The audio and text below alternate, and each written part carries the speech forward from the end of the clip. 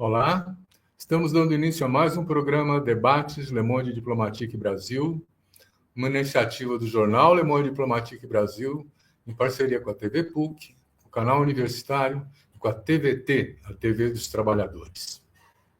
Hoje nós vamos voltar à questão do meio ambiente. Ele tem sido um tema recorrente nesse momento, não só pelos desastres ecológicos que a gente está vendo aí, mas porque está se preparando a maior reunião mundial para discutir essa questão, que é a COP30. Tem uma tensão presente nessa reunião entre aqueles que pretendem efetivamente tomar medidas mais drásticas de controle do meio ambiente e tem expressões para manter os negócios como estão. Acontece que nesse andar da carruagem, quer dizer, é importante também ouvir o que a cidadania está propondo na COP30. E para fazer isso, para identificar as ações da cidadania na COP30, nós convidamos duas assessoras políticas do INESC, uma importante ONG brasileira, que estarão na semana que vem em Bonn, preparando a COP30 numa reunião preliminar. Eu quero apresentar para vocês a Sheila Dourado. A Sheila Dourado, ela é graduada em Direito, é mestre em Direito Ambiental e doutora em Direito Ambiental, com experiência de trabalho e pesquisa junto a povos e comunidades tradicionais, povos indígenas da Amazônia e no Cerrado, atua como assessora política no INESC, nas pautas socioambientais e adaptação climática. Sheila, muito obrigado por estar aqui com a gente, é um prazer ter você aqui. Quero também apresentar para vocês a Carolina Alves, que é assessora política do INESC também. Ela é graduada em Relações Internacionais na PUC do Rio de Janeiro, é mestra em Ciências Políticas na Federal do Rio de Janeiro e é assessora política do INESC. Atua nas pautas socioambientais com ênfase em questões climáticas nacionais e internacionais. Muito obrigado também, Carolina, por estar com a gente. Vou chamar você de Carol aqui, é mais próximo, né? E queria, no começo, perguntar para vocês, afinal, o que vocês vão fazer em Bonn? Sheila, começa a responder para nós e depois a Carolina completa. Olá, Silvio, muito obrigada pelo convite. É um prazer estar aqui conversando com você. Nós temos uma agenda em Bonn que acompanha as negociações sobre financiamento climático, sobre adaptação climática e também sobre a Constituinte de Gênero, que é o Plano de Ação de Gênero da UNFCCC, em que nós discutimos a diversidade de gênero dentro das políticas climáticas. Nós temos basicamente esses 3 pontos, mas nós vamos acompanhar eventos que nós propusemos e também eventos que outras organizações propuseram, mas que nós vamos assistir dentro desses temas. Uhum. Então, a Carol pode falar um pouquinho mais. Oi, gente, boa tarde, obrigada pelo convite. Então, completando o que a Sheila disse, a gente vai acompanhar bem a negociação em Bonn, partindo do financiamento climático. Mas, além disso, a gente também tem alguns temas que eles se ligam um pouco, que é um pouquinho na questão de mercado de carbono. A gente também vai acompanhar um pouco a agenda de energia, que é muito importante para o INESC, porque o INESC, a gente tem alguns assessores que lidam com essa pauta e a gente faz estudos sobre subsídios, então, subsídios aos combustíveis fósseis. E, além desse estudo de subsídios, a gente também está estudando a questão da renda do petróleo, a gente faz um estudo todo em relação à energia, a transição energética justa. Então, também são pautas que a gente vai estar acompanhando agora nessa conferência que a gente vai estar indo semana que vem. Muito bom. Eu já queria explorar um pouco esses temas que vocês estão levantando, né? Financiamento climático e mercado de carbono. Isso não é mercantilizar um bem público, um bem que é uma floresta que tem que ser de todos nós? Então, é justamente um dos debates que a gente está levando para a conferência, essas falsas soluções, essas chamadas falsas soluções.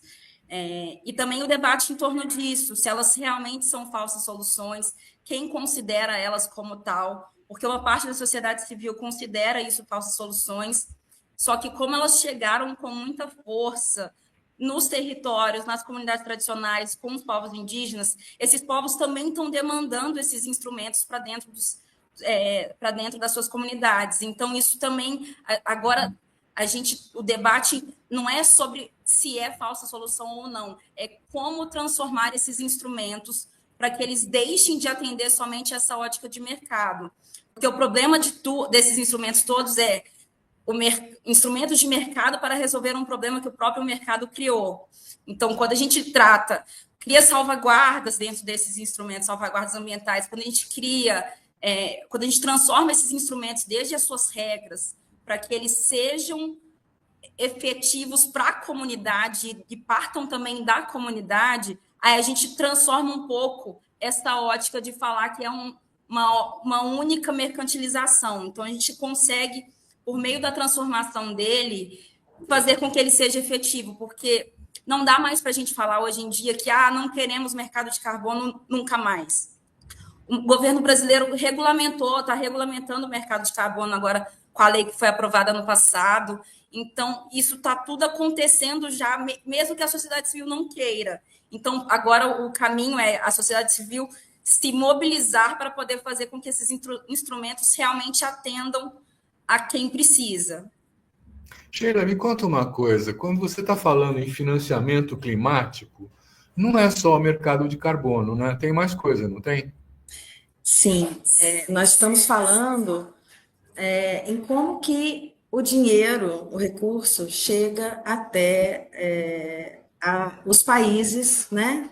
Diversos países, porque nós temos uma necessidade de realizar ações de mitigação e de adaptação, né? Em todos os países do mundo. Isso é uma preocupação global.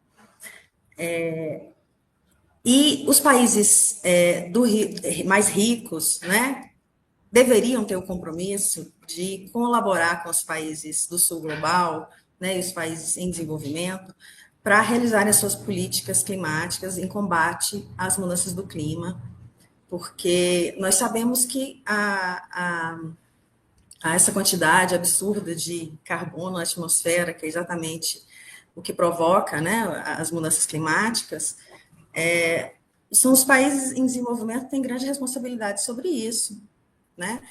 A partir das seus processos de industrialização, né? Então, nós temos existe uma dívida mesmo a ser, que tem sido cobrada pelos países em desenvolvimento para que os países desenvolvidos possam auxiliar nesse processo com a destinação de recursos, né? Então, uma das preocupações dessa COP, e bom, por ser uma conferência, uma pré-COP, né, onde as negociações são encaminhadas, existe essa preocupação da implementação do Acordo de Paris, que é de 2015, né, em relação ao financiamento. A implementação é basicamente o financiamento climático, né, e os instrumentos, né, de implementação. Então, existe uma preocupação de como que esse recurso vai chegar nos países. Então, existe uma previsão de 300 bilhões para políticas climáticas, tem sido considerado insuficiente, né? E uma previsão de 1,3 trilhões, que seria o necessário, mas também esse número está sendo contestado já com novos estudos, né? 1,3 trilhão para as políticas climáticas. Por Isso ano, seria né? por ano, exatamente. Então, nós temos uma necessidade de pressionar no sentido de que esse financiamento aconteça, né? Que esses recursos sejam transferidos para essas localidades e que cheguem efetivamente às pessoas e às comunidades que necessitam. Deixa eu complicar um pouco a coisa, porque na divisão internacional, nas relações comerciais e tal, o sul global, e o Brasil se inclui nisso, é um grande fazendão que oferece minério, que oferece recursos minerais de qualquer jeito, que oferece a comida, que oferece soja, gado, essas coisas, né? Quer dizer, e isso implica em desmatamento, implica em emissão de gases, né? E é o lugar do sul global nessa relação, né? O norte não quer outra coisa, quer o fazendão aqui, né? Então, como é que eles vão financiar uma coisa, né, que, na verdade, para combater uma coisa constitutiva da relação entre o norte e o sul? Eu fico pensando, Carol, que a gente precisaria ser um pouco mais realista. Por exemplo, o Acordo de Paris tem 196 países que assinaram. Até agora, aquele plano até 2030 para reduzir as emissões de carbono, só tem 19 países que entregaram. Vocês estão apostando na COP30? Porque, assim, não apostar na COP30 também é um erro, porque a gente tem que considerar que a conferência, apesar de um processo mais lento do que a sociedade civil gostaria, ainda é um processo válido de construção de acordos, de construção de consensos e de construção de articulações, até mesmo fora da COP30, porque quando a gente fala de conferências internacionais, a gente também está falando do que acontece fora. Principalmente esse ano, considerando a COP30 aqui no Brasil, a gente tem o processo da Cúpula dos Povos, que também é um processo importante. Então, falar de COP também é falar né, é um processo muito válido. Quando a gente vê essas NDCs, né, que essas contribuições nacionalmente determinadas que os países não entregaram ainda, uma avaliação inicial que a gente pode fazer é que parte disso está condicionada a esse financiamento. Porque, como a Sheila falou, a meta que foi acordada na COP29 ano passado foi de 300 bilhões, e sendo que para essas contribuições das NDCs conseguirem ser implementadas, elas precisariam de 400 bilhões. Isso em relação ao ano passado, né, as últimas contribuições, que não são nem as contribuições novas. Então, o que a gente tem é que o déficit não cobre nem a NDC, quem dirá as outras ações de mitigação, adaptação e perdas e danos e reparações que são necessárias. Então, o que a gente precisa...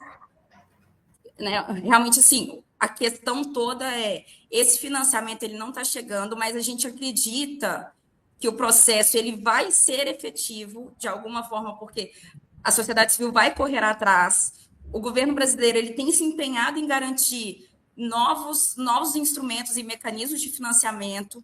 Então, acho que a confluência de atores do sistema internacional está trabalhando para que esse acordo e essas metas elas consigam ser implementadas, porque a visão geral, e principalmente a gente se baseando na ciência, as mudanças climáticas já estão acontecendo, a gente já está vivendo os efeitos, os países do norte não vão ter como fugir disso, eles estão tendo cada vez mais enchentes, cada vez mais períodos de seca, cada vez mais períodos de calor extremo, que está morrendo muita gente nos países do norte por conta de ondas de calor.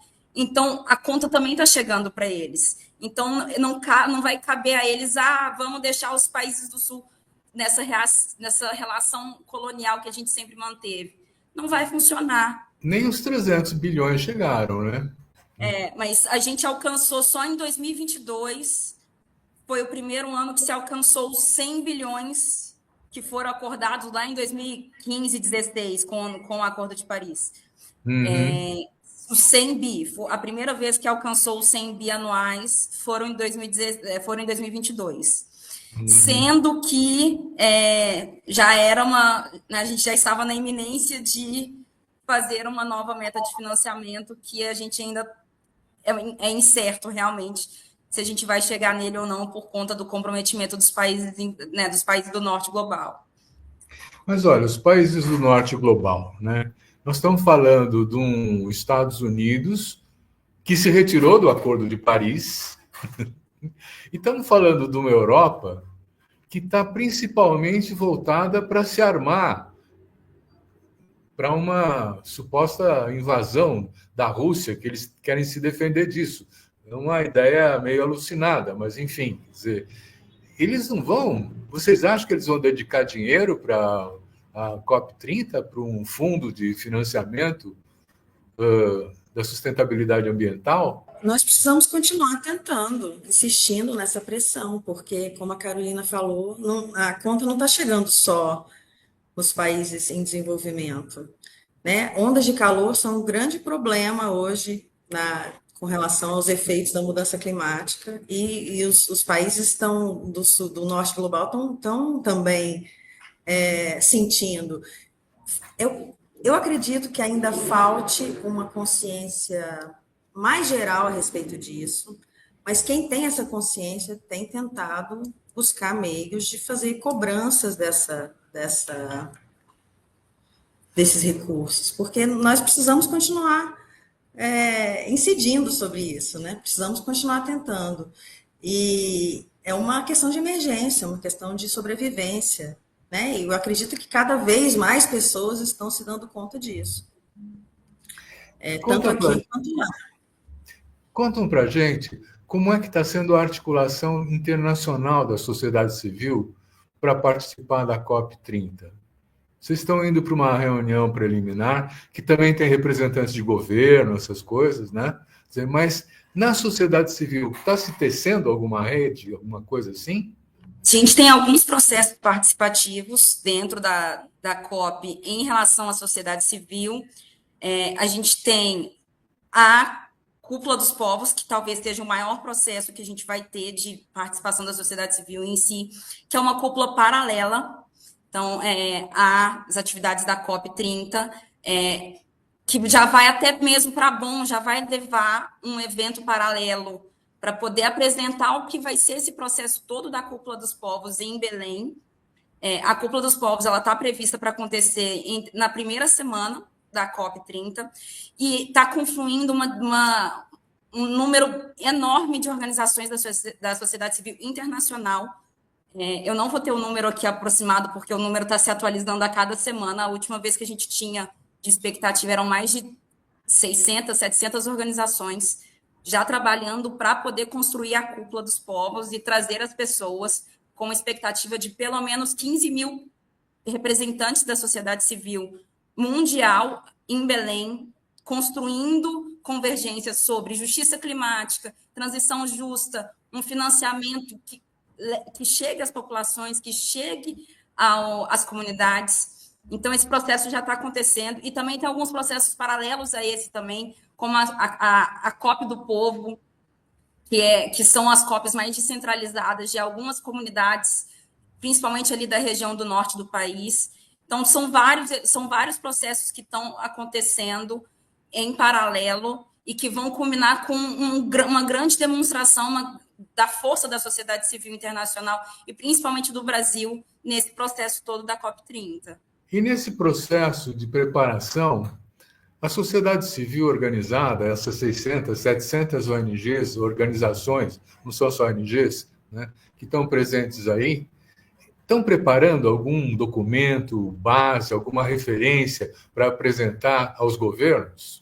A ideia toda na cúpula é justamente construir convergências entre os movimentos e organizações e todos os presentes que vão estar na cúpula e construir posicionamentos.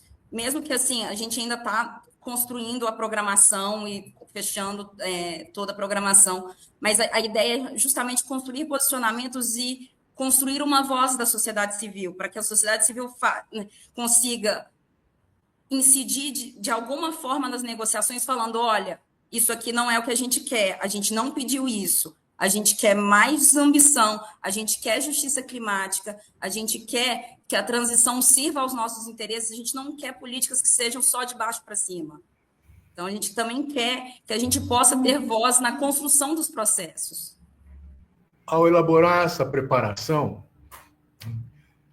eu acho que uma das coisas mais ricas nesses pré-cons,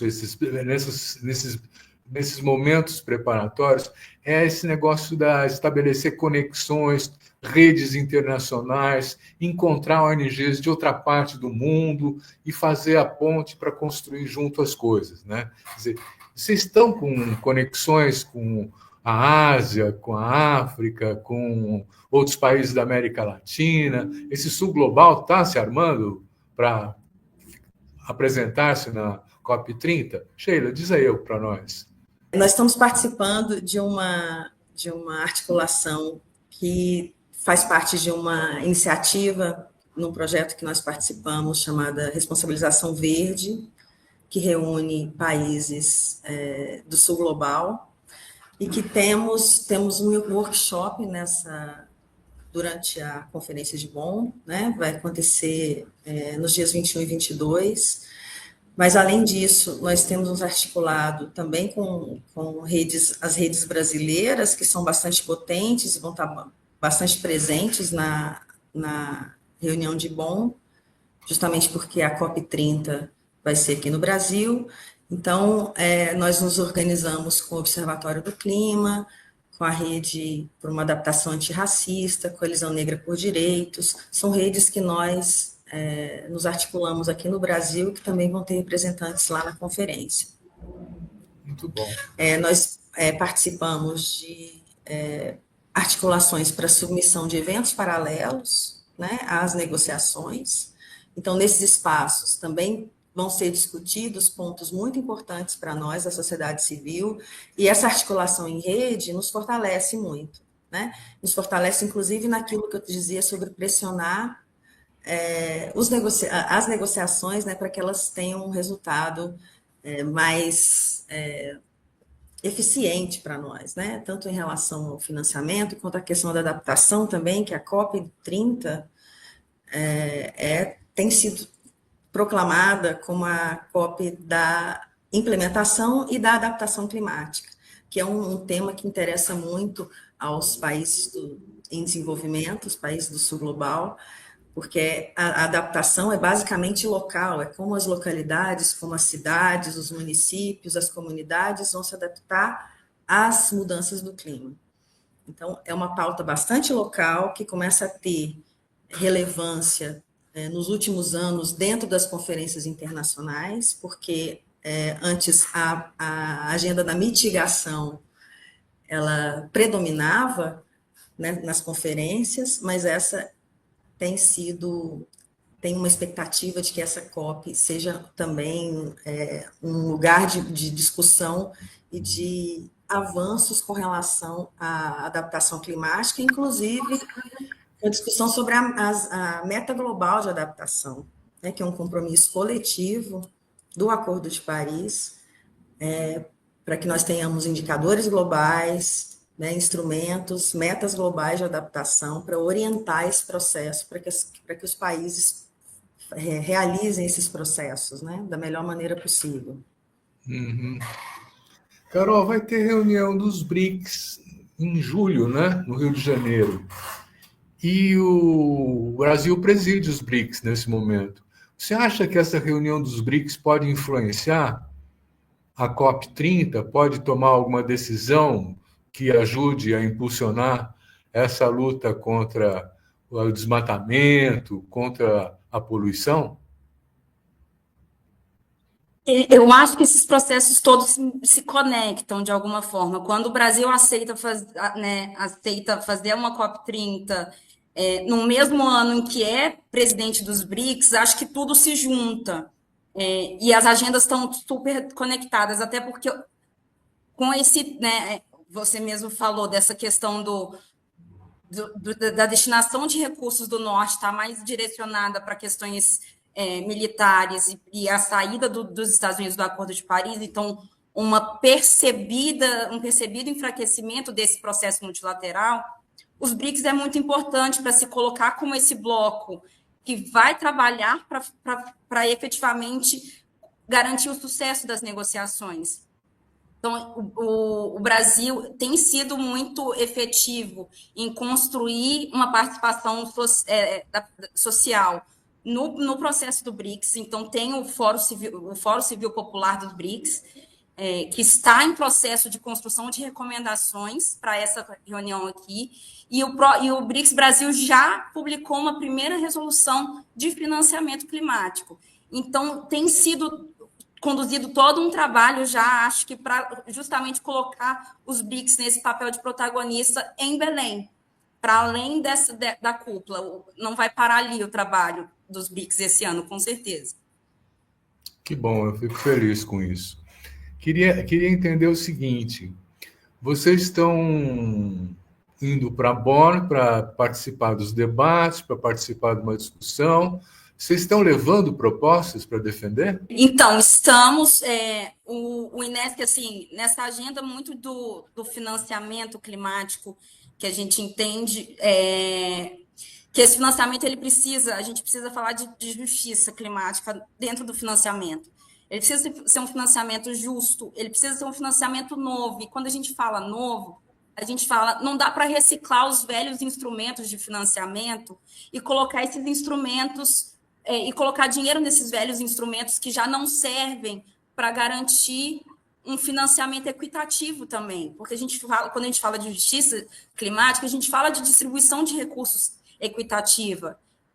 A gente também fala de um financiamento que trabalhe em prol das comunidades, então que ele sirva para projetos ou para iniciativas que as próprias comunidades, povos tradicionais, comunidades tradicionais, povos indígenas, que partam deles, que saiam da base e que cheguem na base também, que a base fala, olha, a gente precisa de dinheiro para isso, e o dinheiro vá para ali.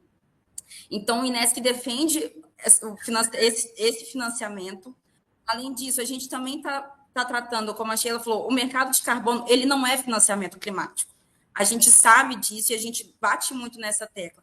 Mercado de carbono e financiamento climático são duas coisas diferentes.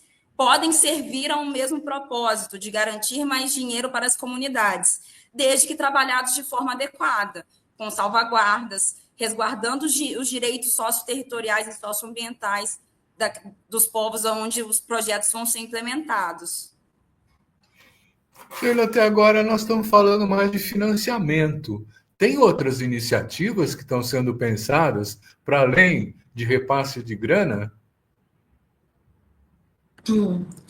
Sim, como eu disse, a questão da adaptação é muito crucial, né?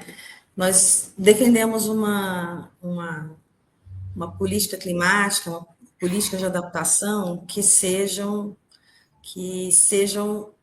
combativas às desigualdades, né?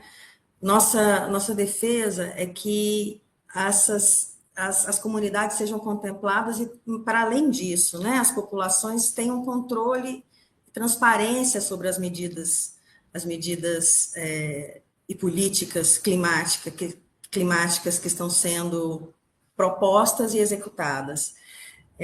Nós temos uma incidência também com relação, dentro dessa questão da diversidade, no plano de ação de gênero, que eu havia comentado antes, que busca justamente, primeiro, né, que mais mulheres, né, tenham espaço e tenham voz nos espaços deliberativos da conferência, que as especificidades de gênero sejam consideradas nas políticas climáticas e que as mulheres tenham também essa participação ativa e essa possibilidade de controle sobre as políticas que afetam as suas vidas, né? E a gente sabe que também, além das mulheres, as populações também racializadas, né, são mais suscetíveis aos efeitos, são mais vulnerabilizados em relação às mudanças do clima. Então, o INESC, justamente por entender que a nossa política climática tem que combater as desigualdades e tem que promover a justiça climática, a justiça social, a nossa incidência vai ser no sentido de fortalecer esses espaços, fortalecer essa discussão. Vai haver uma discussão grande, movimentada por iniciativa da ONU Mulheres, com relação a esse plano de ação de gênero. Um plano de ação para afrodescendentes também tem sido discutido, diretrizes, né, guias que contemplem populações indígenas e afrodescendentes. Então, nossa preocupação é que tudo que diz respeito a combate à mudança do clima esteja atrelada à questão da justiça social e da justiça climática, e o combate ao racismo ambiental, porque são essas comunidades que acabam sofrendo os maiores efeitos, né? As mudanças climáticas afetam a todo mundo, mas não afetam a todas as pessoas da mesma maneira. No plano global, a gente tinha instituições na ONU que cuidavam disso, algumas referências internacionais, quer dizer, e hoje em dia o sistema ONU está bem combalido, né? Está bem fragilizado, né? Quer dizer, nós não temos mais esse poder de fazer uma convocação como a Rio 92 ou qualquer coisa assim, porque mudou o tempo, os tempos mudaram, as políticas mudaram, né? Quer dizer, mas me surpreende que na COP30 esteja sendo esperado tanta gente, né? Por que vocês avaliam que tem essa afluência? Por conta da importância da questão, porque tem poucas reuniões de caráter social, então vamos lá. Como é que é isso, hein? Carol.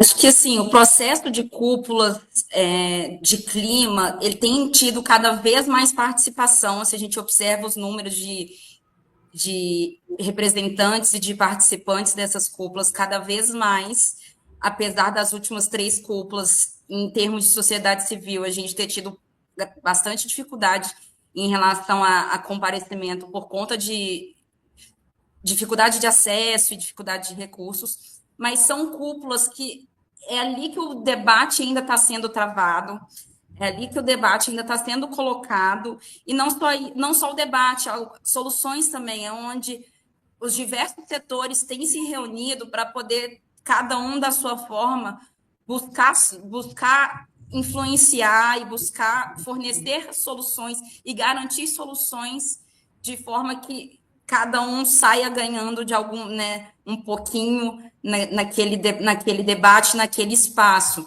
Então, são espaços cada vez mais de articulação desses diferentes setores e que tem sido justamente por isso, tem atraído cada vez mais gente, porque uma vez que permite que o setor privado dialogue com o governo, e aí que o setor privado lá do Sudeste Asiático consiga dialogar com os governos com mais facilidade aqui do Sul Global, aqui da América, por exemplo, aí isso ganha espaço e amplia também a participação desses atores e as possibilidades de articulação de todos esses atores.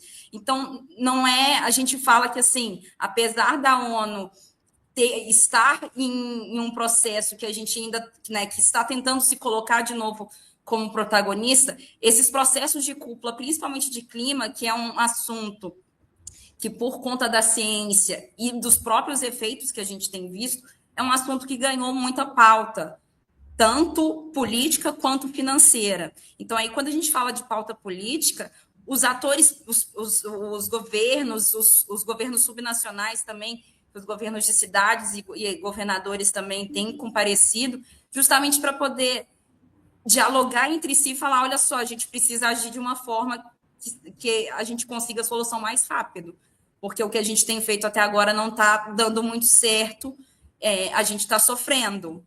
Então, principalmente os países do sul global. Então, esse processo é muito importante, sim. Contradizer e falar que o multilateralismo não está funcionando é ignorar todo um histórico do que foi o processo multilateral e ignorar o que ele tem sido ainda, que ele tem permitido a articulação dos diversos atores em prol de decisões e de negociações e de momentos que deem frutos, não seja agora, pode ser frutos futuros, porque a gente também está falando de processos de curto, médio e longo prazo. Nós estamos olhando para um processo que está em acelerado processo de mudança.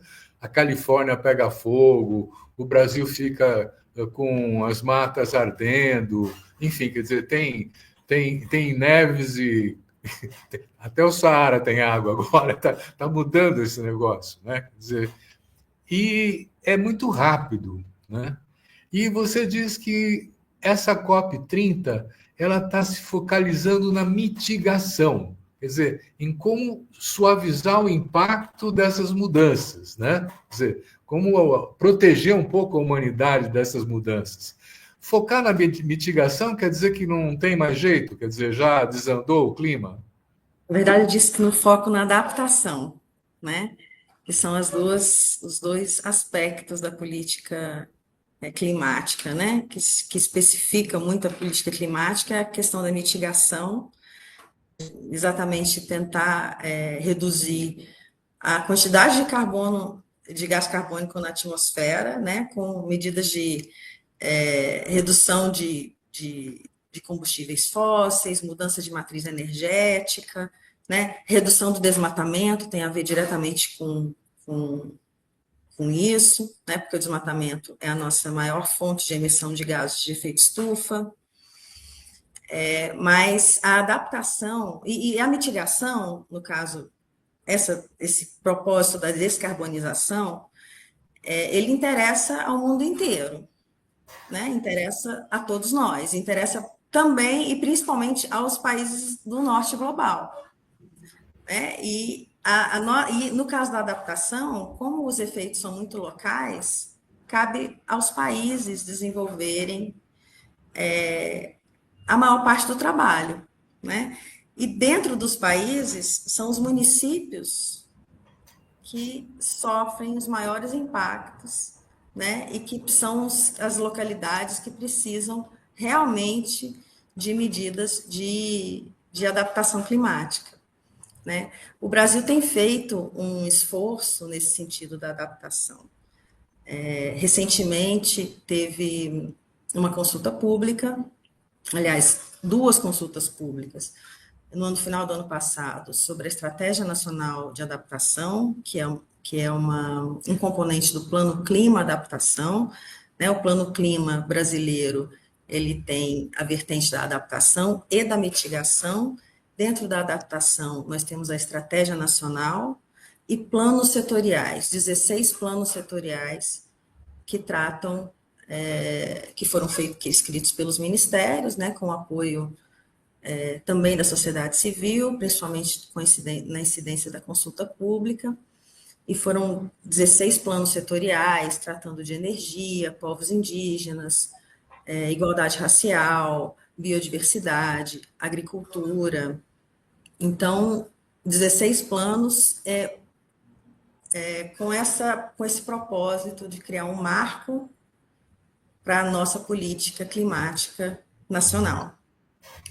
Então, tanto a adaptação quanto a mitigação serão bastante discutidas, mas o que eu disse é que neste ano, a adaptação que até pouco tempo atrás tinha sido negligenciada nas conferências internacionais, agora ela aparece com mais força, porque é uma necessidade urgente nossa, né, de adaptação. A gente tem tido cada vez mais eventos climáticos extremos, né, mais desastres, né, que não são desastres naturais, não podemos encarar como desastres naturais, eles têm um componente humano, né, na ocorrência destes desastres, porque é uma junção de vulnerabilidades que já existem nas localidades, nos municípios, com a ocorrência de eventos climáticos extremos. Então, é uma situação que, para remediar, é mais cara e mais custosa, não só em termos de recursos financeiros, mas acontecem perdas de vida, né? Perdas de bens, é muito mais difícil remediar do que prevenir. E a sociedade civil tem insistido muito na questão da prevenção dos desastres e cobrado posições e orçamento para isso, né? Do governo e também dos países em desenvolvimento para colaborar nessa adaptação, uma adaptação que reduza desigualdades e que possa contemplar, né, as especificidades dos países nas suas localidades. Pois é. Olha, eu não estou lembrando agora o nome do ambientalista, mas eu tenho aqui. Ele fala 43 empresas transnacionais presentes em 30 e poucos países do mundo são responsáveis por 80% da poluição. Não é tanta empresa, quer dizer, daria para tentar fazer alguma iniciativa, mas elas são transnacionais, poderosas, não é? E não temos assim uma legislação internacional nesse momento capaz de impor regras e disciplinar essas companhias, não é? Quer dizer, não é uma pista muito interessante essa, dizer, olha, não são tantos os poluidores e nós poderíamos exercer de fato algum controle se houvesse uma articulação internacional, Carol? E essa é sempre a grande questão em torno do sistema internacional, né? O quanto a gente consegue criar regras para os países soberanos exercerem em seus territórios, que é a grande questão de como realmente fazer que os países cumpram regras, sendo que eles são soberanos para decidir se eles vão cumprir ou não. Então, quando a gente fala de poluidores, a gente tem que lembrar que, assim, não sei, não tenho noção desse número, mas não são só as indústrias, né? A gente tem também, os emissores vão além das indústrias. Então, a confluência de atores emissores, se a gente conseguir, né, se o sistema internacional como um todo decidisse, e os atores soberanos, os países, que são as partes das convenções, das diferentes convenções, entendessem qual que é o seu papel, e não só isso, qual que é a vantagem de fazer as ações climáticas, porque hoje a gente fala que o custo da inação é muito maior que o custo da ação. Então, é esse o ponto que talvez a gente tenha que tratar com esses países, principalmente com os países do norte global. Olha só, o custo de você não fazer nada a médio e longo prazo é muito maior do que o custo de você fazer o mínimo. Então, talvez esse é o ponto, e talvez é isso que eu quero deixar aqui. O custo da inação é muito grande, o custo da ação é muito menor. Então, para os países do norte, eles fazerem alguma coisa, custa muito pouco, porque já são países com uma riqueza muito grande. Então, é muito mais fácil para eles fazerem alguma coisa e custa muito menos. O que vai acontecer depois da COP30? Quer dizer, continua essa briga, continua essa disputa? Tem uma sequência isso? Sheila? Sim, claro, não para por aqui, né? A movimentação da sociedade civil vai continuar. Nós temos essa preocupação de que sejam ações não só de curto prazo, né, mas que nós possamos fortalecer, inclusive, a política brasileira com relação à mudança do clima. Esses planos que eu mencionei, o plano clima, tanto adaptação quanto mitigação, eles devem ser lançados na COP. Então, o trabalho todo de execução desses planos vai acontecer depois da conferência, aí que o trabalho de execução deles vai realmente começar. Não é uma tarefa fácil, né? Como dá para perceber pelas discussões, são questões muito complexas, mas a sociedade civil continua atenta, continua organizada e preocupada, porque no ano que vem nós temos eleição, né? Então existe uma preocupação para que nós tenhamos ainda neste mandato federal, uma estruturação de uma governança climática que seja colaborativa, que seja justa, que vise a justiça climática. Então, o trabalho depois da COP, com certeza, vai continuar com muita força. Carol, parece que o Brasil foi um dos poucos países que apresentou um plano, né, de redução das emissões de gases, né? Quer dizer, e temos aí, por exemplo, o Fundo Amazônia, né? Quer dizer, que recursos a gente tem à disposição para poder cumprir essas metas que nós estamos identificando? A gente tem uma multiplicidade de fundos hoje, instrumentos financeiros, que servem justamente para garantir que essas metas que o Brasil tanto pediu e tanto, né, colocou para si, vamos... que, né, a gente tem uma meta de uma redução de 59% das emissões, no mínimo, até 2035. Então, como é que vamos fazer isso? Muita dessas metas estão atreladas ao Plano Clima, e aí, além do Fundo Amazônia, tem alguns instrumentos que o Brasil já previu que vai se utilizar para poder garantir que essas ações, que ainda não estão completamente categorizadas dentro dessa nova contribuição, qual setor vai ser mais responsável pelo quê, ou qual setor vai fazer mais. Só que um instrumento que o Brasil tem colocado muito em discussão e tem batalhado por ele esse ano é o TFFF, que é um novo instrumento financeiro que o Brasil está na liderança e criando esse instrumento, que é o Fundo de Florestas Tropicais para Sempre, que é justamente um fundo para recompensar o não desmatamento, então recompensar, né, dar garantias para a floresta de pé. Então, o Brasil está correndo atrás, né? Eu dei o exemplo do TFFF, porque é justamente um exemplo de como o Brasil está correndo atrás de diferentes instrumentos a garantir que as suas metas sejam cumpridas, mesmo que esse dinheiro não venha do norte global. Porque como a gente teve os 300 bilhões decididos ano passado, o Brasil, né, o governo brasileiro entendeu, o governo federal entendeu, olha, então agora a gente vai ter que buscar formas da gente garantir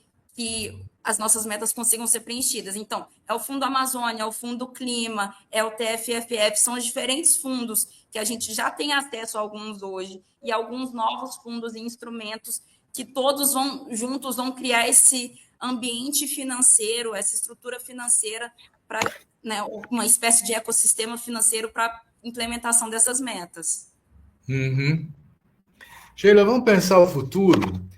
Você foi à COP30 e saiu de lá super satisfeita. O que aconteceu lá para você ficar satisfeita? O que você espera que seja o resultado da COP? Primeiro, que seja aumentado o financiamento, né? Essa é uma questão crucial, mais recursos para as políticas climáticas. Incorporação das componentes de gênero e raça, também nas negociações, e também nas definições sobre financiamento. Uma sociedade civil fortalecida e articulada para poder continuar o trabalho pós-COP. Bom, eu penso que eu voltaria feliz com esses 3 pontos. Carol, nós estamos terminando o nosso programa. Passa rápido isso aqui. Eu queria perguntar para você, faltou alguma coisa em termos de expectativas positivas que você gostaria de acrescentar? Não, acho que agradeceu, né, todas as perguntas, porque realmente deixa a gente refletindo né? Essa última pergunta para a Sheila me pego pensando o que seria, né, realmente assim, o que teremos de bom para a COP e o que teremos de bom para bom também, né, com todo o perdão do trocadilho, porque é justamente, né, o que a gente já consegue fazer desde agora, desde daqui a 15 dias, 20 dias, o que a gente já consegue fazer, porque acho que todo o movimento da sociedade civil é garantir justiça climática, porque a gente precisa realmente entender que quem são os povos vulnerabilizados e falar, olha só, a gente não está cuidando dos nossos mais vulneráveis. Então, a justiça climática vem justamente nessa tentativa de cuidar de todos e cuidar daqueles que não conseguem cuidar de si, considerando todas as responsabilidades que todos temos, mas temos com algumas diferenças. Então, aí, considerando o princípio das responsabilidades comuns, porém diferenciadas, e as suas respectivas capacidades. Muito bem. Bom, eu quero agradecer muito, então, a Sheila Dourado e a Carolina Alves por esse papo que vai nos introduzindo nos caminhos que estão sendo construídos até a COP30, né? E agradecer também a você que nos assiste, dizendo, semana que vem tem mais. Obrigado.